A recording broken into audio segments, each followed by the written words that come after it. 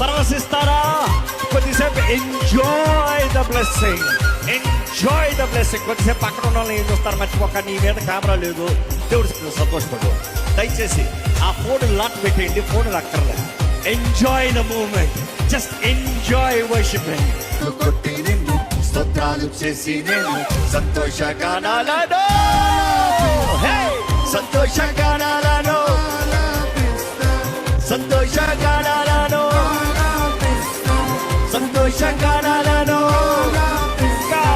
సంతోషంగా